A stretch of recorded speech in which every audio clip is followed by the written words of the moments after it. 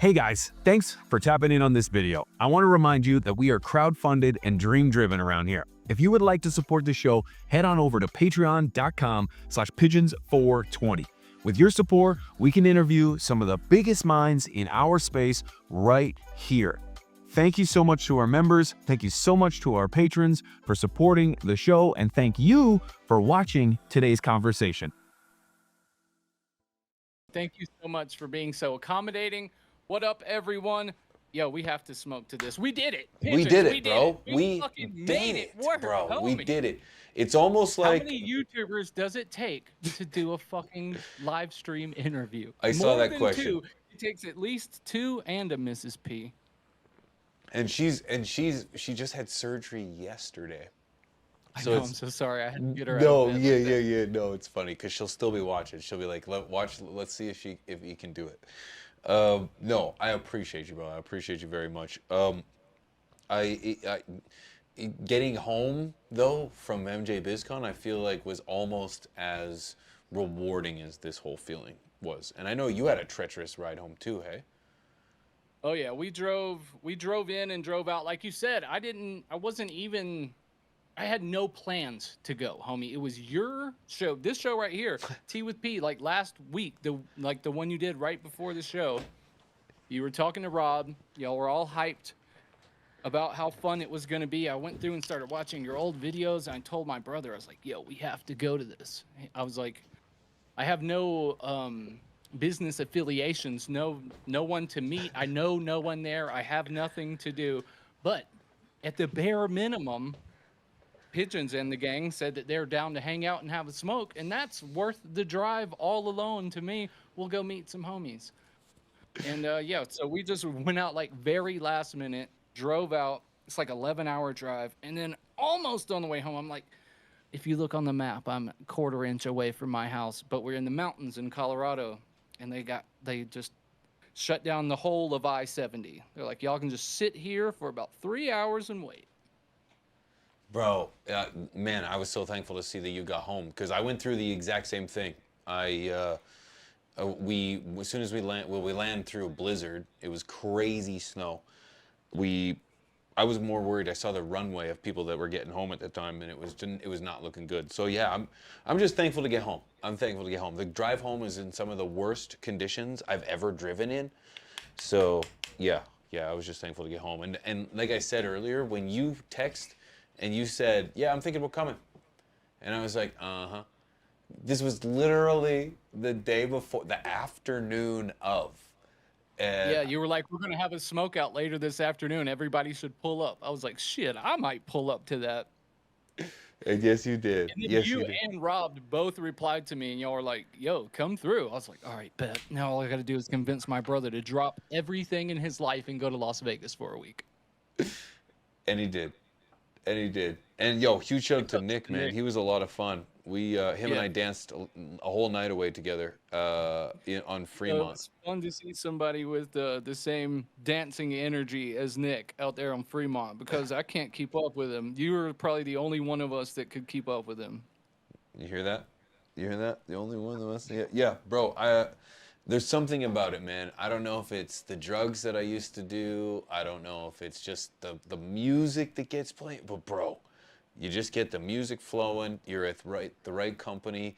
Maybe a little bit of alcohol, tons of smoke. It's like I start dancing. I start dancing a lot. The alcohol don't hurt none for sure, but like you touched on earlier, I think it has a lot to do with being in that space with people where you feel comfortable to just be yourself and dance your fucking favorite dance and go all out, you know, because even with my brother, if he's not fully comfortable in the place, you won't know he's a dancer. You won't know he's dying to get down and boogie on the inside. Oh boy, he gets down to boogie. Oh boy, he gets down to boogie. Before we get too far into this, my brother, I got a question. One of the things I like to do is I like to ask my patrons. They know that I've got a guest coming each week, and I like to ask them one question, or ask them if they have a question for the guests. So I have a question that I would like to ask you right off the start for my patrons. So if you don't mind. Absolutely. Quick No, 155 asks, Matt used to work in the big cannabis farms / factories. I'd like to know what his favorite / worst, so favorite worst experience during those days was.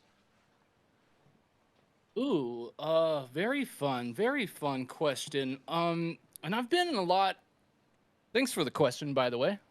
Very good question. I've been in a lot of huge grow facilities, and I've been in a lot of small grow facilities. I've done a lot of facilities that are like really nice. It looks like the pictures you see of the Jungle Boys facility, and that kind of stuff is fun to work in. And I've done little grows that when you looked at it, it looks like a really cheap basement grow. It looks like a basement home grower who doesn't even have the equipment they need.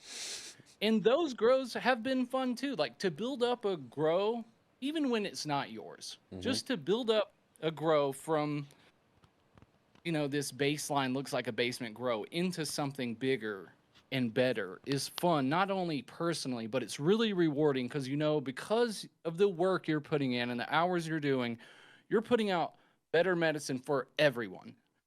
And so that's fun. But if I have to pick my favorite experience in the legal cannabis industry ever, I'm going to say it comes down to like just a couple of times I've been on big outdoor farms. Only one of these times was the farm, like high THC plants. I've worked a lot of times with like low THC, CBD, hemp plants, stuff like that. And even that is really fun. But growing something that is really, it's stuff that I would grow at home in a 2-acre, this was a small farm. The one I'm thinking of, small farm to me might not sound small, but it was 2 acres. And the first time I'm out here and I just look around and the mountains are in the background and there's 100 rows of cannabis plants in the foreground and we're just in the nice sunny sunlight. It was an amazing feeling. That was actually right around the time I started my YouTube channel. I was like, people have to see this.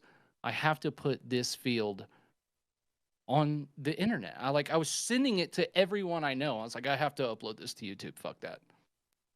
And so I would say outdoor, my favorite. It's a lot of hard work, but it's very rewarding and it's magical. My least favorite, I would have to say, was working for what I just me and a lot of people here in Colorado know about this group of people that have a few grows that we just refer to them as the shady Russians. And when you when you say that to people, they're like, "Oh, I know the shady Russians you're talking about." And they start bringing up names and you're like, "Yes, that exact person and him too and him three." And these people, nothing against these people, but it's just the way they did business. These 3 particular individuals I'm thinking for. Working for them, it didn't matter how much money they made. They never wanted to reinvest it back into the garden. They never wanted to do better. They never wanted to grow better. All they ever wanted in the whole history of me working for them was to make more profit. And we could have made more profit at the same time as growing better medicine because those two sort of go hand in hand. But they were just so close-minded. They didn't know anything about growing. They hired a bunch of us who knew how to grow. And when we came up with, good ideas, great ideas, they just didn't want to hear it. If they had to spend $1, they just weren't interested. And so that made it no fun at all. You feel like you're just here to make some guy rich at the expense of any dummy who's willing to buy this fucking gross dispensary weed that you just sold. People ask me who I work for, and I wouldn't tell them the name of the dispensary. I said, I'd rather not say the dispo. They're like, is it that bad? I'm like, yeah, it's bad, brother. And I couldn't do it. Like, it paid better than almost any of my other jobs. He paid me really well for my time. And I could pretty much make my own schedule, come and go as I please, get as many hours as I want. He paid me time and a half overtime.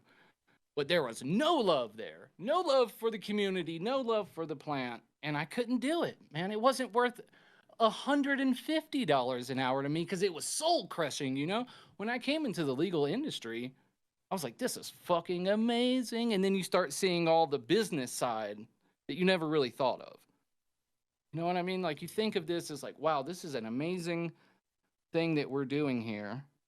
And it's going to be magical to move out to Colorado and join the legal industry. And then you get in the industry, and it's like, oh shit, half these business owners don't give a damn about the cannabis community. They don't give a damn about medical patients. They don't give a damn about nothing except making more money next month than they made this month at all cost. No matter what it takes, we have to make more money every month. And that was just a buzzkill. So that's when I learned real quick, like, I can't work for people like that. I would rather work at a grow facility where we're all broke. We don't get paid good. We don't have any of the equipment we need. One of our lights has been out for a week. We don't know if we're going to pay the power bill, but everybody there is in it for the love of the game. Even though the business owners, of course, want to make their money and be profitable. Yeah, it's definitely part of the game. You have to. I mean, you just simply have to. And I don't hold that against anyone. It's a business. You want to be profitable. You have to be profitable to keep the doors open. But there is a clear difference in the people where this is like they started this because they were rich and they wanted a 14th investment opportunity. Yep. And there's the other people who never wanted to start a business ever in their life until cannabis became legal. Do you feel like would you argue that getting into the cannabis industry is similar, or at least in this sense that you've argued, finding out that wrestling maybe isn't as real as you think it is? It's like getting in, maybe so. Maybe it's like, if this is how it would be like that.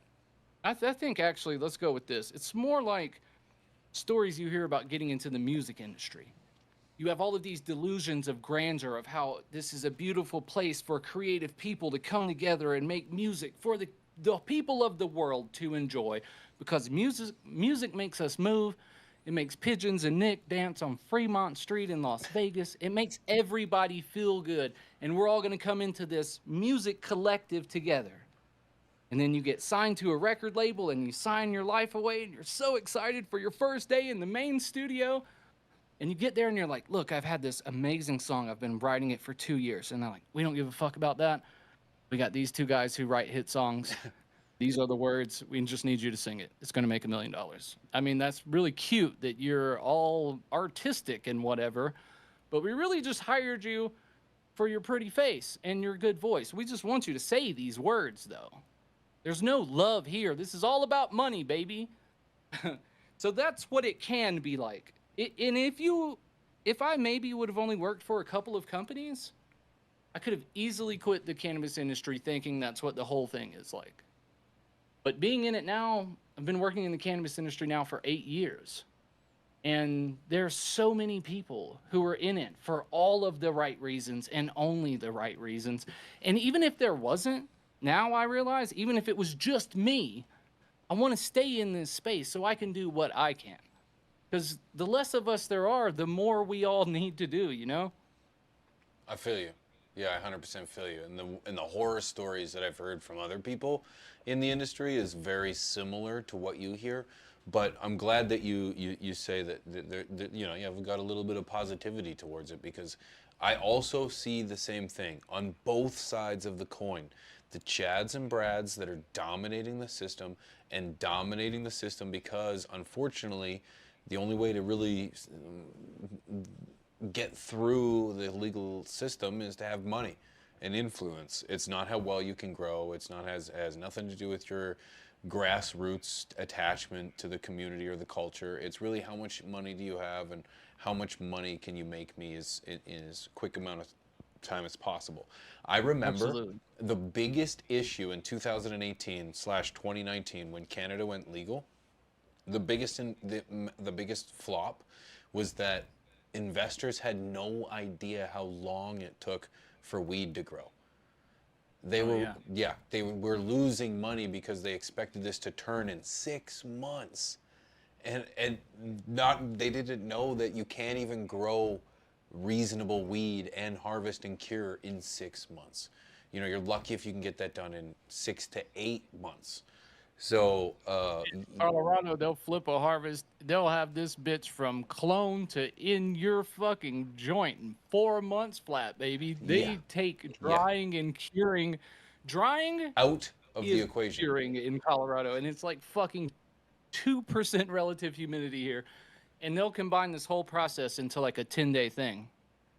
And pretty much when it's dried, it just sits like in whatever packaging it sits in until it can be sold. It's like Do you guys have? if it's dried and packaged, it's ready to sell. It don't matter if you might get a label that says this shit was packaged yesterday, and that's the day it finished drying. It was trimmed. It was They want quick harvested. turnover. Like Yeah. people are So, crazy sometimes. do you guys have radiation? Like your radiation or for therapy? Yeah, man. For weed. Yeah. I worked at this place where we used a big machine from a company called Rad Source. At the time, I don't know if they changed the model. I have a video about it on my channel, but the model number had 420 in the beginning of it. This was a fucking cobalt source of radiation that was made specifically for cannabis. Had a little chamber where you put in your bags, and I get it. Make your cannabis clean, make it safe. The outlook from a business owner, which I can relate to, is we've put in all this work, we've done all of this shit, we've invested all this time, effort, manpower, hours into this plant. If it goes to testing and fails, we cannot sell this as flour. We got to do something else. And we're not going to get all the way to the finish line and lose our money. And that's good in theory. But in my experience, I had to load these things up myself. I've done this a million times personally, only at one facility and only in one machine. So even then, my experience is limited. But we would put the stuff in big ass plastic bags, homie. Your regular Ziploc bag. We throw a couple of gallons of, because you need a small amount for testing. So they're not irradiating all of the bud. They're irradiating a couple of bags from each harvest, though. But these bags go in there on the highest setting for a long time, and then you turn it on again. And when they come out, they're so warm that the plastic feels like it's going to melt into the bud. When you open the bag and smell it, it doesn't even smell like cannabis anymore. It smells like a fucking hot plastic bag. It is just like, I feel so sorry for the people that end up with pieces of flour that actually went in this machine. Because at least where I was doing it, it was wrecked. And you got to imagine, even if the plastic bag wasn't there, say we had a nice, I don't know, can stainless steel get irradiated without it fucking up the machine? Who knows? Say we had something nice and sterile to put the bud on, something that won't impart plastics. You got to think, if this plastic is getting so hot that it's about to melt, that's happening to all your terpenes and your cannabinoids. Everything in this plant that you want to keep and hold near and dear to your heart, they're just putting in this machine and roasting it off because it gets hot. The radiation makes a lot of heat. Damn right. Luckily, though, what we're lucky for is that this, it has a small chamber. This is a big, expensive device that has a separate, big, expensive cooling unit because the irradiation machine gets so hot that they sell an air conditioning unit that goes with it, that attaches to it. And then on top of that, we had two big fans pointed at the whole thing. And it takes forever. It's just expensive, cumbersome, a pain in the ass, and there's not a lot of room. So in a lot of facilities, they will only irradiate what is required for testing. At least here in the US, at least here in Colorado. I know in the UK, there's some bud that you get, they'll list a whole category. Like in UK, you can look at menus. You can pick all of your weed online. Shout out to Drew is sharing for showing me all this info. Cool dude, bro. Yeah, I seen you interviewed him. He seems like a great dude. Yeah, he's awesome dude. Awesome dude, and he's killing it right now, man. He's killing it right now in regards to his content, and he's in Thailand right now. I saw his video of him smoking in the bong. Mm-hmm. Yeah. But he showed where it'll list, you can choose from the irradiated section and the non-irradiated section. So I feel like in that scenario, they're doing it all just like you would think of how we UV sterilize cannabis, oftentimes in the U.S., where you are putting everything that's sold through this process. So it's evolving and it's changing, and it's something I need to learn about. But we definitely do that here. For the companies that can't afford it, the companies have no beef with it. The companies are all about it. They love it. If they can afford it, they're going to do it because it's almost like a fail-safe. You can grow weed with bud rot and PM and yeast and mold and mildew and every fucking thing else We're and watching. irradiate the shit out of that son of a bitch. We're seeing it, bro. We're seeing it. We're seeing it. Dude, I'm gonna smoke with you. What are you smoking on? I'm smoking on some of this homegrown. It's Moneyball. It's a Gary Payton and Gary Poppins cross from Exotic Genetics, and it's about a 2-to-1 mix of some really nice bubble hash I got gifted at MJ Bizcon. Sweet, sweet. I gotta be real. There was a lot of misses. There was not a lot of great weed at MJ BizCon. I smoked some good weed as a whole, but Yeah, yeah, there was a lot of misses, unfortunately. A lot of like almost good-looking all weed. the weed you would come across, like at the conference, like at the convention center, just leave that shit on the table. Leave it. But the stuff I was seeing at people's houses and at the hangouts and after parties Yes. afterwards, when people would break out their buds, yo, check this out. Jesus Christ, seen some fire. Seen fire from all kinds of people. Like I didn't in that scenario outside of the convention center. All I saw was amazing stuff. Yeah. But yeah, I know exactly what you're talking about. There was a huge juxtaposition. Yeah, yeah, I totally agree with you. And man, I'm so thankful to have those outer circles. You pretty much got around. You got around. You were at our house. You were chilling at the Astro house with Frankie's and Yeah. 420 Yeah. scenes and Saul and So bro. many people I met over there. I met the homies. I met Baking Arizona. That's one of the people that had some fire ass weed. Bizzle 420 gifted me some fire ass weed. I met the homie Don from Can and Can. The homie is from 420 things. Saul Bunyan. Let me Yeah, see. yeah, yeah. So Those many are people. Macho Grams was over there.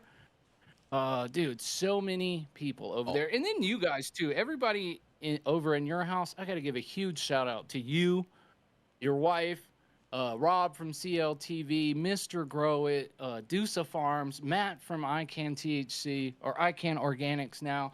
All you guys were so inviting and so nice. Like I said, when I pulled up in Vegas, I didn't know one person there. When I ran into you guys that first day that I was there, that was like my first 6 minutes in the convention center. I ran into Haven from High Again. What up, homies? Big up High Again. And she was like, yo, you got to go right outside this door right here and look to your left and see how many people are right there smoking.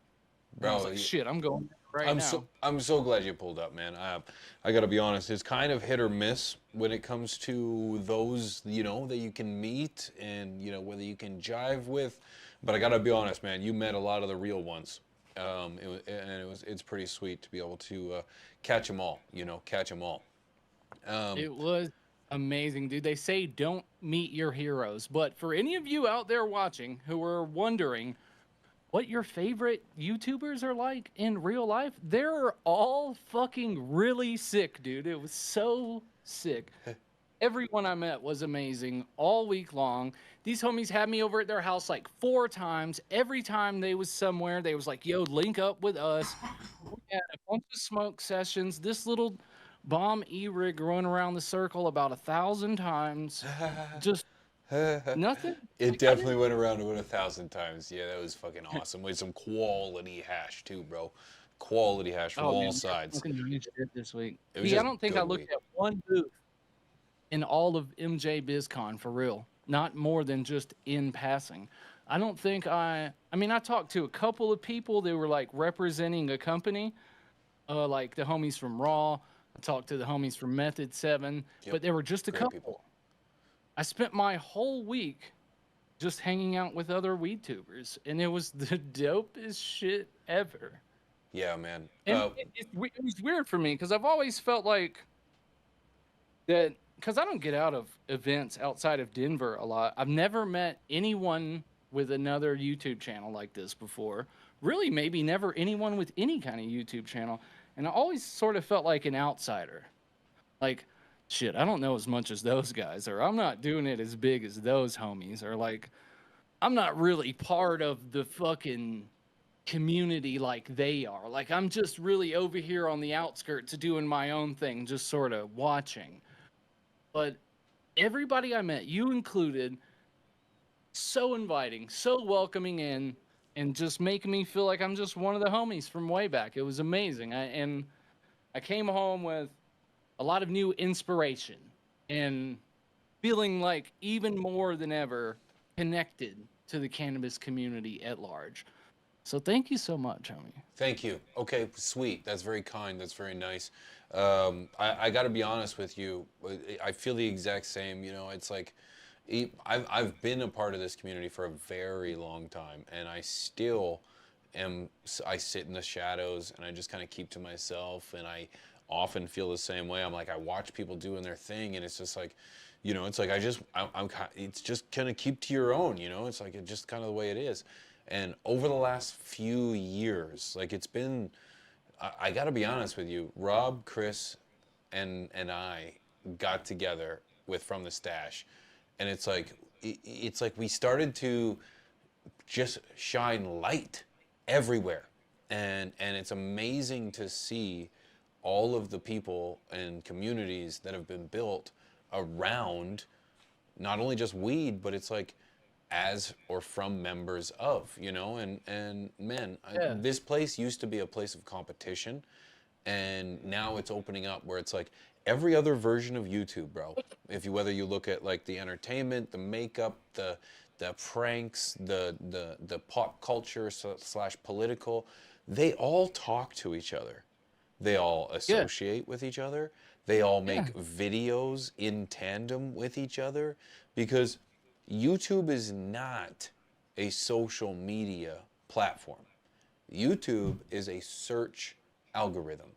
And Yeah. when people Sure. start to realize that when you can amass and start to share and start to, you know, build as a whole and as a team, things are Yeah. incredible. Things are And incredible. it doesn't make sense because like what's good for one of us is good for all of us, and what's good for our community is good for us. It's like a rising tide raises all ships.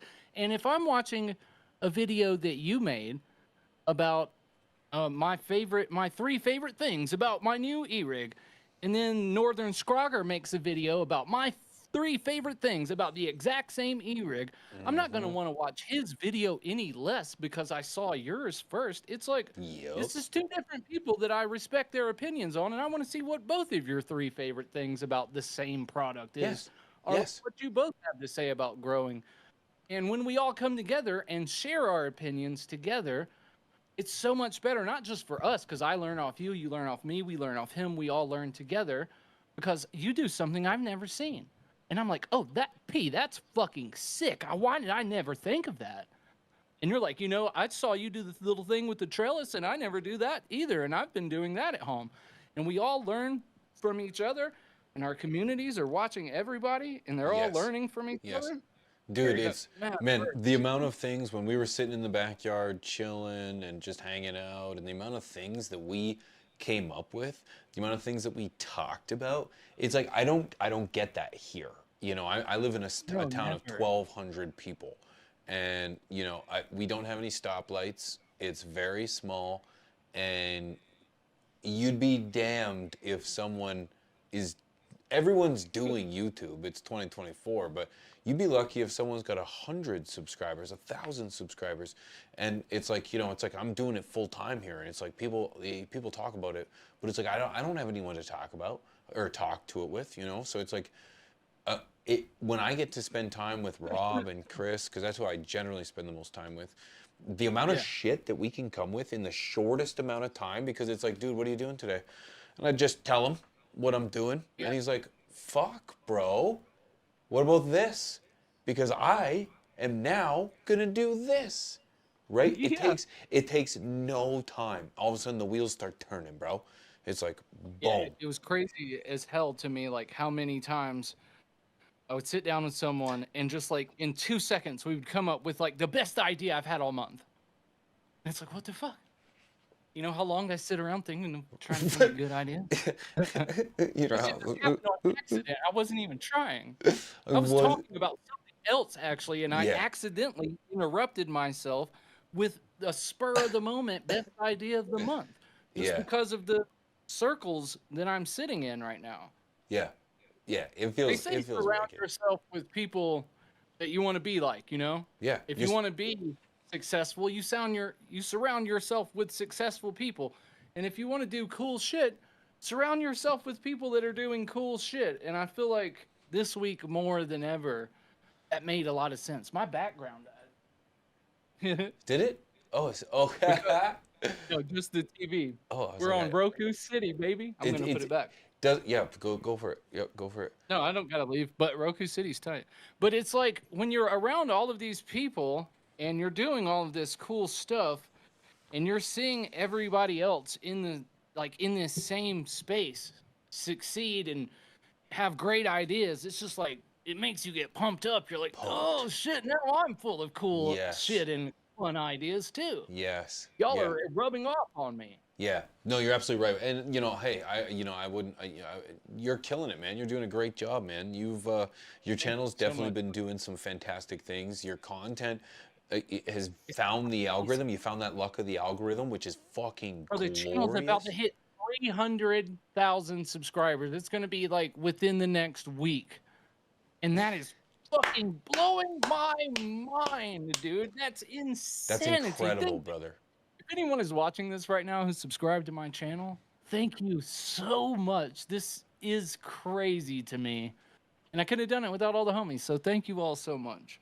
You're killing it. You're doing the right things, man, and you're doing a fantastic job. And hats Thank off you to you, so brother, much, because man. it's not like it's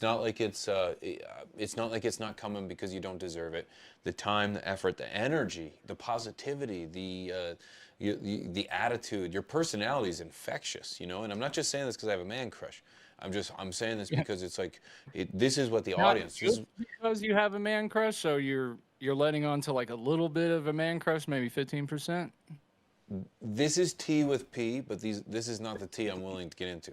Okay, but what I am willing to say is you're Sorry, doing a hit me in the fantastic job. DM, buddy. Nah, Okay. you're doing a fantastic job, man, and I'm very proud of you. It wouldn't be tea if we didn't But that means discuss. a lot.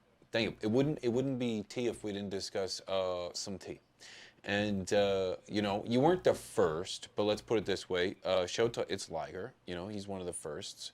And Oh yeah, shout out. big up to Liger. Liger's killing the game. Love your channel, buddy. If you watch this, Liger's killing the game. Totally agree, man. And the future of the content is a question I want to get into later, so it's something you can stew on. However, and it wasn't Liger wasn't the first. This actually came on my radar when it was, if I may, Growing Pains made a tweet or a post in regards to Eric Kahn and Moldy Weed and Feral Mom 420 and the idea that Pine Park did a giveaway, and I'm just small synopsis here, because everyone knows this story. I just kind of wanted to get into the deets. That there was a post that Eric Kahn distributing or gave away weed. You did a story. You did a wonderful video, and yours is the one that gained traction. And as someone who was also a part of something that gained traction in our community, it was the Triploid tragedy. But it wasn't my video. It was Rob's video that gained traction, and because of that, he is solely responsible for all the Hermes and triploids that happened in the community. I just want to make that very clear. Because of that video, it's his responsibility. So because of It's that, really weird. Like you when gave sometimes away you gave away Moldy Weed through Eric. How do you? I'm just kidding. I'm just kidding. That was just the twist that I had to add to that. The controversy of Eric Kahn giving away Moldy Weed. People were a little torn by that. People were a little crazy about that, and they've been asking questions: how much beef and how much controversy you've been getting from that, and has there been any? No. Well, first off, let me just start with I feel for Rob in this situation with the triploids because like we were looking at this weekend, people just putting his fucking thumbnails with his face like up on screen while they have like a long discussion on YouTube for an hour. Sometimes you just make a video about your opinion, and it just so happens to be about something that people care about. And like you said, yours just might be the one that gets some traction and the one that a lot of people see. I think around 200,000 people might have watched both of those videos. And I never intended to be that guy. But people have asked me about a follow-up. What is the beef? What is the follow-up? And first off, there's no beef. There was never any beef. All I ever wanted for Eric was to see him do good and be happy and thrive and prosper and make money and get everything he ever wanted. And I still want that for him. The only reason that I ever made that video in the first place, I was seeing the same things you were seeing, these tweets. I eventually saw the video from Liger, and we covered it one time in a weekly weed news. It was just like, you know how it goes, homie. Every week you're looking for relevant news stories. Sometimes I'll spend like an hour and a half on just news stories on my live stream every Monday. So I'm looking for anything that's relevant. And that was definitely something that was relevant. And it was also something that I had only seen. Oh, oh God. Nobody heard that but you. Okay, cool. But it was something that I maybe wouldn't have seen. It was very likely I wouldn't have seen that. I hadn't been on Twitter in a long time. And I was like, okay, I bet there's a lot of other people that didn't know about this either. I just mentioned it. We just mentioned it. We said, hey, this weed got given away. The user received some moldy product. They were offered a replacement, but the replacement was just more of the same product that had came in the first time, all moldy. Weird offer. Who wants that? But then it was just sort of glossed over and never really made public on his website, or he never made a tweet about it or nothing. He never said anything about it. And all of the people in his community were calling him out on Twitter like, bro, it's still on your website for sale. So I just brought it up to Nick. Hey, man, this happened. It's still on his website for sale. People are like, what the F? And I was really just asking the community, hey, what do you guys think about this? Is this not cool? Would you have cut ties? I feel like I maybe would have just had to cut ties with this brand, but I don't know. Maybe that's just me. What do you think? Didn't think nothing about it. And I started that segment with, first off, before I start this segment, let me just say, much love to Eric Kahn. I got no hate for Eric Kahn, blah, blah, blah. And then somebody sends me a link. Like, bro, Eric is talking mad shit on his live stream. And now he's just in the live stream just telling a bunch of lies directly to his community. I was like, yo, what the fuck? This isn't true at all. And then he's acting like he goes on to eventually claim that his ties are done with this brand and he doesn't even grow the same stuff. His shit is separate. He just said like a long laundry list of things that I knew for a fact were untrue. I just had like the correspondence with the owner and CEO of the business. He just so happened to be talking about. He didn't know that, I'm in their inbox as well. And like, this guy's already been talking to me about the whole situation. And now he's lying about me too. I was like, all right, hold up. This is legit fucked up. Now, at first I thought this was a mistake. But this is someone who is influential in this space. He has a humongous following. His following is insane. Huge. It's insane. Huge. And it's someone who is knowingly promoting this bad product. And whether he should have taken it down or not, that's not for me to decide. I would have cut ties, walked away. That's what he said he did, even though he didn't, which was very weird. I was like, don't lie about me and then lie to your audience about what you're doing as well. Pick one or the other. But don't come at me with both of these shits, because I'm going to have to say something back. I literally have to say something back, or now I look like I'm just lying on someone for no fucking reason. But it's also that he's making all of us look bad. P, he's making me look bad. He's making you look bad. In his comments, there's so many comments that say, this is why I never would fuck with no stupid ass cannabis YouTube influencer. I Or heard another it comment. time and time again. Yeah, There's man. so Why many. would you ever trust these YouTube assholes? All any of them care about is making a quick buck. And I'm reading this shit like, that is so fucking far from the truth. I don't even think that's probably not even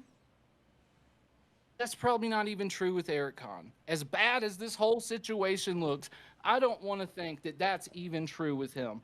But it sure as shit makes it look like that, and it makes us all look real bad, because now it makes it look like everybody on YouTube, me and you included, all these great and amazing people we just met, or that I just met over this weekend, that we both know are amazing people with the best intentions for the entire community.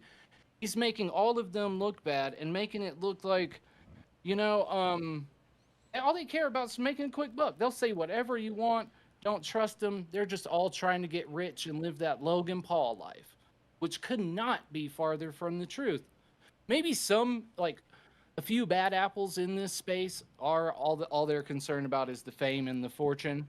I wouldn't be surprised if that's true for like a 1% of 1%, but for the most part, at least from my experiences, my interactions, whether it's just in an email or a message or all the people that I met this week, it's just really not like that, and it's given us a bad name. Plus, if you're out here and you have a huge audience, why would you use that to push this product that, like, if this is a pound they're giving away through their, you got to think, man, this is for the Eric Kahn Pine Park giveaway. This is probably a big deal. They probably have a lot of money tied up in this ad campaign, I would guess. I would assume. Like a channel with 2 I would million assume. followers. So you would also then probably assume that your QC is going to be on point. It's only 1 pound. It's only one fucking bag. We can open a pound and go through it with our own 2 eyes. You can hand pack it. You can Yes, you could hand select. Eric Kahn could have went in and hand selected every bud in 15 minutes. Yeah. If that's your quality control. See the And he's reality. not, hey, I'm sorry that one of my fans, that one of my life, like this girl said she had been watching Eric Kahn for years. She loved Pine Park. She got sick as hell off this weed and had to go to the doctor. She wrote me, she sent me a voice message that I played in my second video and was really thankful that I had made the first video. Yes. She was really stoked I was going to play her message in the second video because she felt like they had done her dirty and swept all of this under the rug, and he was sort of being untruthful to his community. That's where the problem lies. Like, because I want to be very honest, because and you covered this, and so did others, and I know I did as well. Is that mold happens? Cheers. Mold happens. Shitty product happens, and the reality is that 100%. when you have companies that are trying to do a mass amount of any product, you're gonna have some issues. You're gonna have some. McDonald's doesn't make a perfect burger 100% of the time, but they No, we all got a fucked up Big Mac before. That's it. Slightly off. The no pickles. It is what it is. Your meal gets messed up. It is what it is. But the reality is that when you take that receipt back, you don't even need a receipt. Let's be honest. If you just go back in there and say, my cheeseburger was off, or I didn't get this, they're gonna fix it. They're just gonna make it right. They're gonna assume that they did wrong and make it right. And you would never hear the manager, and you got to think, you're talking about a McDonald's, bro. The fucking, what people consider the lowest grade of just the standard run-of-the-mill fast food. And you would never even hear a manager from McDonald's come out and try to give you the line of, well, it's not really my fault because I didn't kill that cow myself and slaughter that beef patty. I sourced that from a third party, and the buns, there's I'm just a franchise, owner, I don't own the buns. They send them to me. I'm just the guy at the front. Yeah, there's no way. Could you imagine? Could you imagine? Could you imagine? No, I couldn't. I couldn't imagine. That's the reality of it. So when I think about if I had a product, and I don't yet, but someday I would like to hope that I could offer the Hey, world bro, something great. how about this right here? Look what I Oh, got this sorry. weekend. Yeah, sorry. Thank you very much. That's a Fucking fantastic. There's a great stash shot of that. blend, Thank my you very guy. much. Take a shot of I'm that. excited to use this. Thank you. I hope it works great for you, brother. If you have any questions, don't hesitate to ask. It's pretty Oh, not at all. self-explanatory. But if I ever had, and I'm thinking about a weed product, you're right. It doesn't matter. I can use my own product for this stash blend. Okay. If somebody had an issue, and we actually do have an issue with that product, if you leave it too long, it clumps, it gets hard. And if all you have to do is like break it up, and it's fine. It's fine for as long as it's fine, forever. But As long as it sealed, my bags don't matter if it has a clump. Just bust it up. just bust it up. Just bust it up. But we understand that when you have to bust up your shit, that's unfortunate. So if there's someone out there that simply can't work with their product, we've said, we're willing to make this right, because we've corrected. Typically those are older bags, the ones that, and you definitely have an older bag because you have some of my bags I brought from home. But some of the newer bags have moisture content. So, but long story short, the point is that we want to make it right. We don't care really what the problem. If you're upset, I want to make it right with you. I'm going to assume fault and just make it right. And I know you can't do that with everyone, because not everybody, or some people are going to take advantage of you, and that's unfortunate. But the reality is that with enough evidence and enough information, you can make a pretty reasonable decision. And I thought with Eric Kahn, the reasonable decision was to say, I'm sorry. I didn't mean for this to happen. I apologize Just to say I'm sorry, just to make a post and say, hey, he only made a reply to people saying, hey, That's right. you got this real sick. He didn't even say, hey, I'm real sorry that this got sent out, and I'm going to make sure it doesn't happen again. How hard is that? If I'm not mistaken, he still has not taken accountability for it. I heard he was calling people F slurs in his chat now. That's the latest news I heard of Eric Kahn. That's pathetic. And I haven't kept up with anything with the his website, with the deal with Bay Smokes. I'm not sure what he's doing with that. Like, not only is there not any beef with me and Eric Kahn, there's not any interest, bro. If I'm being honest, I couldn't fucking care less, because I've already done everything I could do to get this out there to the community, to the people that may be, getting suckered into this, if you want to call it that. I don't know if everybody agrees that it's getting suckered into this, but I just wanted people to know, like, hey, bro, he's actually lying about me, and he's lying to you about himself, too. Right. I think that's fair. My video got all those views, so I had no reason to keep up with it, Because, I got too much shit to do to worry about Eric Kahn and how he's trying to sell moldy weed. That's understood. And very fair. And I get it. And you know what? Hats off to you for covering the story. It is very important. I am also someone that covers news and drama and entertainment in our space. And it's not that I mind bringing it up right now. Like, nope, now, I don't mind bringing it up at all. And I'm actually, in the long run, I'm glad I made that video, and I'm glad that it got out there, because I've actually met a lot of people that's the first video they reference to me. And they're like very appreciative. They're like, I'm like, they're thankful that I'm like standing up for the space. And that's, that hits you in a way that, of course, a lot of videos can't. Like saying, man, that editing was dope. That was a cool drone shot. That's one thing. That feels real good. But saying, I really appreciate how you're helping this community, that meant a lot to me. Like, that hits in a different way, And I feel that, brother. I feel that. And there's people out there that just don't have their ear to the ground in a way that you and I do. It's just that simple. But they're interested. And I want to be very clear, and you've touched on this. I'm not trying to affect someone else's purse. I'm not trying to take his money. I'm not trying.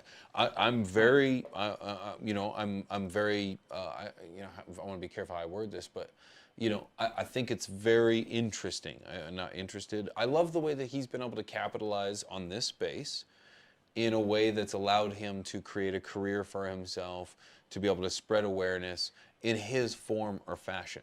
And like, it can come off as jealous, it can come off as envy. But the reality is that I don't care where you find prosper in this space. I just don't want to be taken advantage of. That's it. No. That's it. And I don't Yeah. want my people to be taken advantage of. And if there is an issue, all you have to do is apologize. That's all I'm saying is apologize. And I feel like when like even though Eric Kahn's homies and his fans that watch his channel, they might not be subscribed to my channel. That might be a different demographic. But to me, I feel like those are my people, you know? Those are people out here, specific, not only just fellow cannabis enthusiasts looking for some good smoke from somebody they can trust. They're doing it on YouTube. These are my people, bro. I feel like this, even though they're not, I feel like I've adopted them as my people. When I want the best for them, even if they don't know who I am, even if I'm wanting the best for them over their shoulder from the shadows. I don't care if they watch my videos or not. It's just, you know, it's not right. I agree. And just simple, I'm sorry would have been one thing, you know, to say, look, just to be honest, just to say, look, I was working with the brand. Shit happens. I'm not working with the brand no more. Done. And he Wrap. said, look, done. Cha-cha-cha. And he was sort of like, I made it right, which was a falsity. He said, Strange Show's lying, which was a falsity. He said, I wasn't ever really selling base smokes anyways. It was a whole nother garden, which wasn't correct either. He said, I've completely cut all ties with them right now, which wasn't true either. Like, pulled up mad fucking emails in that video showing that he still had ongoing business relationships with them. And then he caps it all off with, like, tell the Strange Show dude to enjoy the best video he's had all year. Just doing this for clout. He's clout hungry. I'm like, bro, this isn't... This video, like, when I posted it, it said, like, congrats. It's, like, number 7 out of your last 10. 7 actually, of when 10, baby. 7 It of ended 10. up getting a lot of views, but when, you know, at first, it did not look like this was going to get me a lot of crazy views. That's absolutely not the reason I made it. And he tried to say, well, he put my name and my face in the title and thumbnail. And it's like, yeah, bro, you know YouTube as good as I do. Yeah, that's just a damn good right. thumbnail. That's right. If I'm making a video about Britney Spears, I'm putting her name in the title and I'm putting her face in the thumbnail. You better hashtag her too. Videos. And Universal Yeah, Music. YouTube work, you know? You gotta, that's how the title and thumbnail work.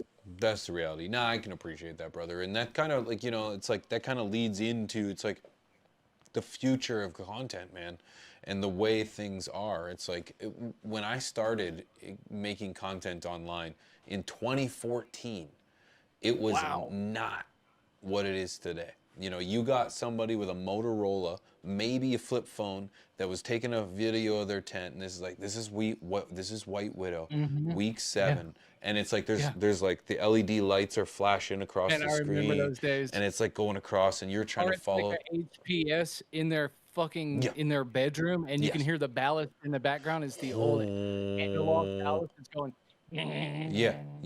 And that's all you can hear in the video, and you got like lines going up the screen. You would never razor phone. You would never have seen a face to the content. Never, ever, never. Not unless somebody wanted to go to fucking prison. No, exactly. So there was a lot at stake, and you know, it's like there was people that were doing this before us. You know, shout out to Strain. Hold on. Strain Hunters. Central? Strain Stoner came. Strain Hunters. Even before then, yeah. Strain Hunters. I thought you was about to name some of the fucking YouTube channels. They're coming next. He's coming next. You know what? Strain Central. A huge shout out to Strain Central. Josh has done a great job. Crouch. Crutch 420. Yeah. Incredible. And then, you know, you've got Subcool. Subcool did an incredible job. You've got the entire Grow Tube roundtable. You've got guys like Dago, Vader, OG. You've got NV Closet Meg Grower, Subcool, as I mentioned. That dude was so cool.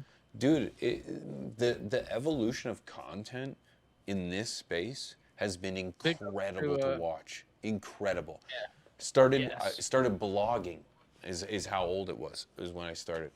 And then to see where we're at, we're like, we have podcasts, we have documentaries, we have people that are doing like just straight up macro, just slow motion 4K, just incredible stuff. Incredible cannabis on YouTube, like movie quality style. shit you could watch on Netflix Yeah. easily. Yeah. You're like, bro, this could be Easily. a real TV show, dude. David Attenborough made a living out of this shit, bro, with an English accent and a good Yeah, quality camera. Like, wow. it's really sick, dude. Um, go. It gives me that gives me a lot of hope towards the future. And like my channel after all these years, you know exactly how it goes, that no monetization allowed on anything, very limited ads, if any, allowed on anything. For a while, I was just blanket demonetized, no ads, no anything. Recently, the channel memberships popped off, Yes. like Good for you. monetization through Good. YouTube. It's insane. Good for I you. seen Rob got it. Yours is on the way. Just wait for it. It's on the way, dude. It's coming. Like, All it's right. crazy to see. Though, like, I have a merch shelf under my YouTube videos that Yes. it's like the history of Yeah. White Widow, Yeah. and underneath It's it coming. is a link to my hoodie. And I'm like, this is fucking insane. I can't believe this is happening for us. And it's so sick. Rob told me this week that I was his first channel member on CLTV. And I was like, yo. He said the same thing. He said the same thing to me. That's so sweet, brother. That's so sweet. And that's that So lore. everybody go support CLTV. Y'all know how long TV's been giving us amazing videos for as long as I can remember, way before I started my channel. They just got channel memberships, and channel memberships is a way to support the content creators you love the most directly, so they don't have to worry about doing any kind of weird stuff and selling moldy buds to their audience, because their audience, it's like for the price of a cup of coffee every month. Go show Rob some love. Let's blow up his channel memberships. I'm already a channel member. I can't be a channel member twice, or I would be. Dude, 100%. Dude, I appreciate your support, bro. Because, man, you know what? The fact that you pay respect to the ones that have come before is a huge thing, man. And that's one of those things that gets forgotten in our community. You know, the Danny Dankos of our How age. many years ago was it when I was watching the CLTV video, How to Make Can of Butter? I want to pull that up right Dude. now almost. It's like 11 years ago, brother. Dude, it's a long He's time been ago. putting out fire content for the community. You know how many people have learned from this man? You know how much time and effort he's put into YouTube? Same with you. Appreciate That's why I'm telling you. Yeah, yeah. Your I think I'm memberships are on the January. way. I think I'm January of 2016 is when I officially started a YouTube channel. But you can find things dated back on my channel, or on the internet that go back as far as November or October of 14, because I started blogging first. Yeah, I started blogging first, and yeah, that's really how I started. So like I said, when there was no real content for cannabis at that time, Yeah. and And the ones that were there, the ones that were few and far between, were not the kind of cool, informative content you have today. no, but They're you know like, what? I "See how appreciate them fast though, I man. can rip a gram dab through my fucking nose until I throw up for 30 minutes." Yeah, that was what's his nuts? 420, custom grow. Yeah, he was definitely around doing 1 gram dabs, snotting all over the place in 20. One of his videos, just the aftermath of the 1 gram dab, that video was That like one. 2.9 million Yeah. views. Yeah, yeah. Ooh, much See love it, to him. but you know what? Much funny. That shows the evolution of the content, though. So Yeah. shout out to those that were doing it back then. Goblin. I don't know how his channel survived all that time, dude. That is a very good question. I don't know how He was way back in the day just doing monster. He was like, I'm gonna rip all 20 bongs on the table in one breath. He's still on YouTube Is making it videos. the same original channel? It's the same original channel, dude. That's insane, dude. Dude, I He's know, like I know. Superman in the cannabis space. He can Really? do anything. But he's fucked He's fucked his space up, and he's kind of like done some It's shit. sorta Nothing too crazy. Videos like that can also have a bad look on the cannabis community if we want to get cynical about it, because if the most popular video on YouTube in relation to cannabis is someone snotting and sneezing and throwing up for 25 minutes because they really overdid it way hard with a real hot dab. And everyone who sees this, who doesn't like completely understand all the nuance of what's going on, this shit makes cannabis look horrible. If my grandmother watched that video, she'd be like, "Oh my God, little Matthew was doing these. Matthew's doing marijuana. Marijuana wasn't Here, like that in my all right. day." Let me throw some cynicism at your cynicism though, because it's like TeawithP, if baby, let's go. let's say that like the biggest video on YouTube of somebody drinking and getting drunk is someone who's vomiting and or doing some heinous crime, unthinkable to our minds because of alcohol, yet you can still go to the finest establishment and have some English bloke serve you a cup of wine with a towel over his side of his arm with a sip, you know, do you want to eat Sounds quite fancy, man. 1984? So I don't know. To me, it's like there's always gonna be a good side and a dark side. It's like we as humans are gonna glorify the dark things. I think that's natural, but I think, you know what? Hey, this is the recreational side of this plant. This is the other glorious side that we have that is kind of weird that we have, even though we have a medical side. You know, I'm not going to say I condone it, but this is a grown-ass man doing grown-ass man things with a legal, I think it was legal at the time. I'm going to argue.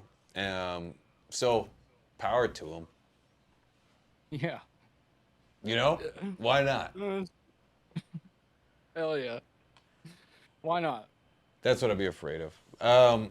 So, when it comes to the future of cannabis content, are you excited to see channels like It's Liger taking off and doing their thing, and Dude, just the It's reporting on Liger the is- ins and out? Yeah, that's Do you like fun. this? That's The drama, the tea? yeah. This is, you mean this show right now? The TeawithP? Well, not this one in Yeah, particular, this is but I just fire. mean in regards to this is the evolution, is we've seen a growing, Oh, we've you mean seen like the the tea with podcast, things we've like- seen the content itself in terms of the 4K, Yes. the close. Yeah. Now we're starting to see the TMZ version of it. It's like, okay, well, here's the actors in our space. Here's what's coming in regards to how they're doing and how does it make you feel? Are you ready for it? First off, it makes me feel insane to have someone else be like, okay, this week Strange Show had this to say about someone else. I'm like, yo, who gives a fuck what the Strange Show had to oh, someone is out here making a video about this? But also, it's like, here's what fucking Dopey's Yola had to say when I asked him for advice. I DM'd like my favorite YouTubers and asked him for advice. And when I saw that, I think that was my first Liger 420 video that came across my feed. And I was like, bro, somebody made a video precisely for me to watch. This video is made for me. Yep. And then when I seen what his whole channel was about, like when you said like the TMZ, that's pretty accurate. But Yeah. it also like helps hold people accountable. So I ain't got to do it. You know, I don't have to make so many videos about Eric Kahn or anything like of the sort, because Liger is all over this shit. He's He like, is all on it. right. He's a quality source for me. When I'm looking for shit to cover, he's a source Yeah. for me. I check him out all the time. Yeah, good resource. But it's crazy to see that this space even has that kind of respect so that anybody cares enough to cover what's going on in this space. That's sort of mind-blowing too, because it's like, it just solidifies it for you that like what we're doing here is real. Like there's a real community behind it. We're really helping people out. And like this is like, believe it or not, even though we're just seem to be talking about weed all the time, this is important shit we're doing. You're absolutely right. Matt, thank you so much, brother. This went a little bit longer than usual because I just wanted to I didn't want to let anything go to the wayside because we fumbled over the first few minutes.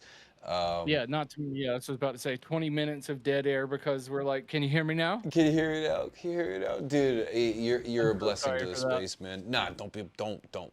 Because you know what would have fixed this? Just 2 minutes of just a preparation before this. And my buddy Rob has said this 100 times. But yeah, I should pre-record these too. And I'm like, nah. I'm gonna do it live. But Gotta do it live, dude. Matt, thank you so much for being on. Thank you, Matt homie. from Strange Thank you Show. again. There might be like a dude in the corner in the back that doesn't know where they can find you or support you as a content creator as a whole. Where could they do that? Go to strangeshow.com. If you want to check out the Discord, it's discord.gg/strangeshow. Oh, you can go to strangeshow.com too. Did I say that? That's the website. Strangeshow.com, baby. YouTube is just Strange Show. Everywhere is just Strange Show, really. Instagram, Twitter, YouTube, Facebook, strangeshow.com. If you want to send me an email. If anybody is out there who has footage of me at MJ Bizcon and you want to send it to me, I would love you for a long time. My email is matt@strangeshow.com. Real simple. So thank you all. Thanks for having me on, homie. Dude, it was an absolute blessing. I watched you with a fan while we were blazing at the outside. And let me tell you. Shout out to Liz, dude, from Grow House Media.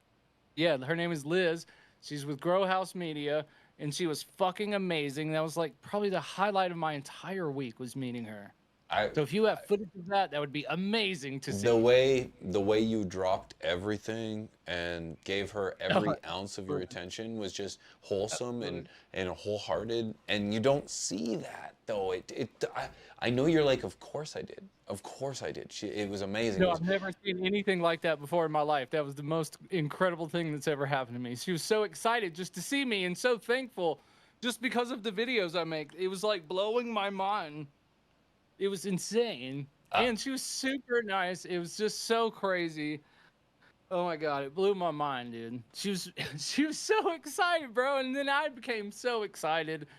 We were both like children. And we couldn't stop smiling, and it was beautiful. And like, shit like that doesn't happen if you don't get out. And so I'm so glad I was there. And I was at that table smoking with you at the time. That's why you have it on video. Yes. So thanks for being part of that moment, homie. It was beautiful, brother. And I just want that was wholesome. Dude, you took the photo of us. Yeah. Pick up Pigeons 420.